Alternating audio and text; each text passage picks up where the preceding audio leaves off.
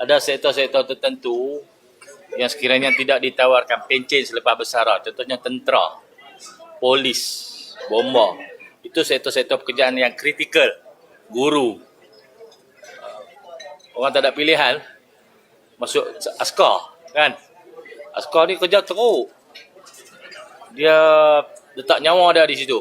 Dia main dengan senjata. Latihan dia pun sangat berisiko untuk menjadi seorang anggota tentera. Bila dia bersara, dia tak ada pencen. Dia nak kerja apa kan?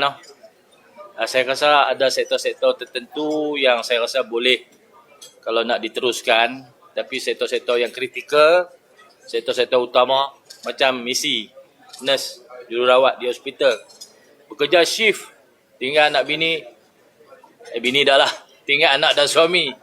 Kalau dia nurse lelaki, tinggal bini lah. Kerja shift, dia nampak mereka stres. Dan kerja tu sangat penting lah bagi negara. Sektor kesihatan. Keselamatan, kesihatan, pendidikan itu penting. Saya rasa perlu ada pencen, kekal skim pencen. Tidak orang tak mau terlibat. Dia pergi kerja swasta ataupun terlibat dengan gig ekonomi. Gig ekonomi tak ada majikan. Dia sendiri menguruskan pendapatan, dia sendiri menguruskan gaji, dia sendiri menguruskan pencen dia. Tak ada majikan lagi syok. Buat apa ada majikan kerajaan Malaysia tapi pencen tak ada. Terbabit dalam sektor gig ekonomi lebih baik. Dia boleh himpun duit.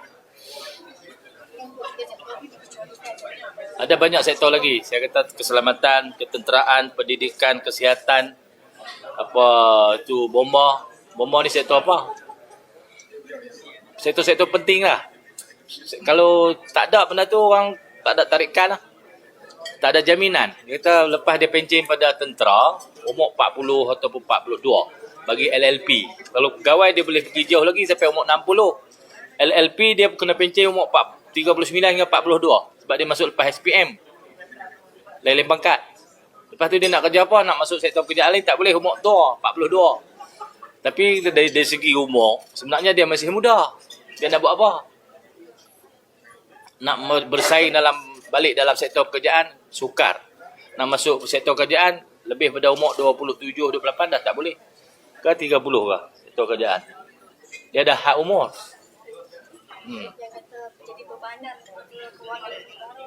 Negara kena tanggung. Itu wujudnya negara. Itu tanggungjawab negara. Negara kena tanggung. Negara kena susul lah benda tu. Janganlah sampai fail. Sektor awam penting. Jadi pemimpin-pemimpin kena fikirlah macam mana kita nak memastikan benda tu dapat dikekalkan. Kalau bila menghadapi sedikit beban tu dipulangkan kepada rakyat, ben tak payah jadi pemimpin. Han jadi rakyat lah.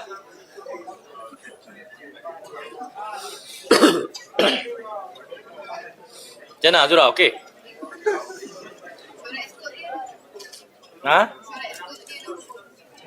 Syarat Esko. Oh banyak keputusan tadi.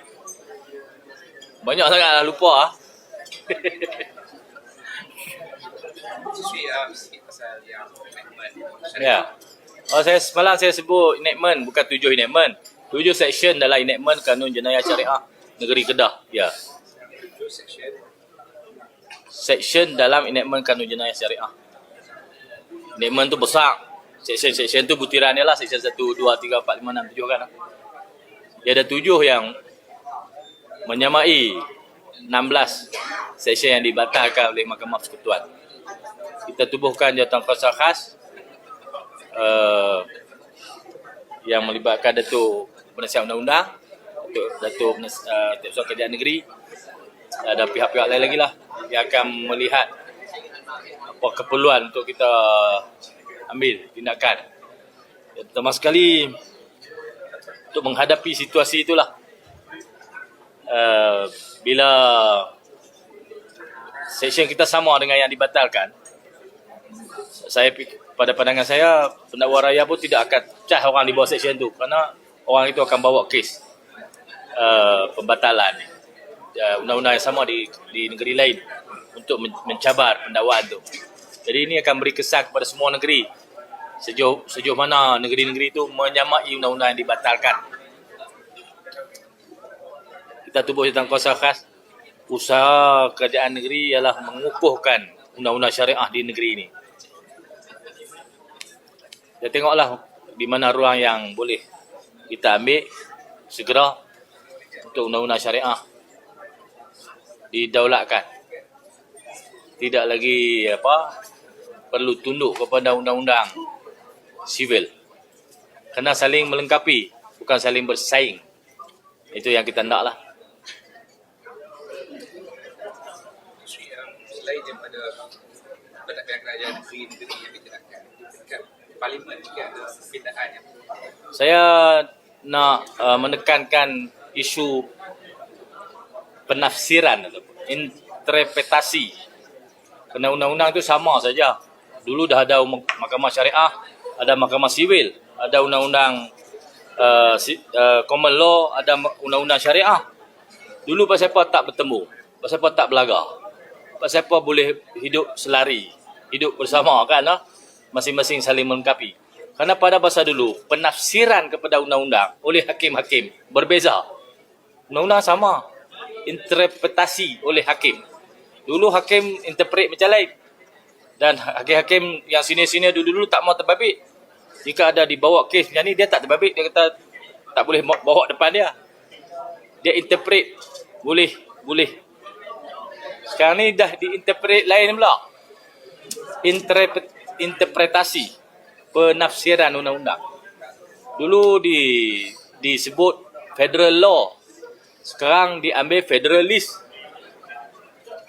Diinterpret federalist tu apa bidang kuasa mahkamah persekutuan, semua state tak boleh buat. Itu penafsiran lah. Jadi beza kepada dulu dan sekarang ialah penafsiran yang berbeza pada masa dulu dan pada masa sekarang. Saya fikir penafsiran ini diternak. Bukan jadi sendiri. Diternak untuk mengubah penafsiran itu. Diasuh, dipupuk supaya berlaku perkara ini.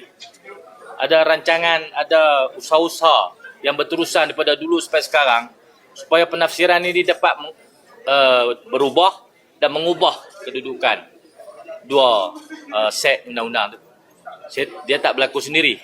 Sehingga hasil daripada usaha-usaha itu telah membesar dan memegang jawatan-jawatan penting dalam negara ini, maka penafsiran itu mengambil tempat dan menjalankan fungsi.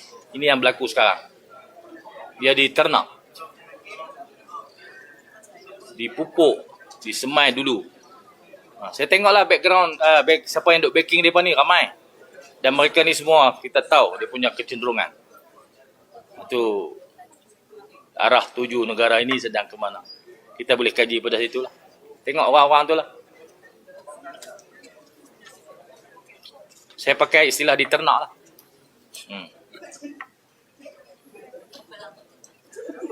Mungkin 20, 25 tahun, 20 tahun, 30 tahun boleh jadi. Penjajah dah balik tahun 57, tahun 60 ada lagi orang putih. Sistem kita pun makin hari makin berubah. Dah ada yang dilatih dengan sempurna dalam sistem perundangan Islam. Ada pusat institut latihan perundangan Islam. Semua tu dah berkembang. Mereka pun berkembang juga. Maka berlakulah. Ternakan itu telah menghasilkan benih baru. Kasak sikit tak apa.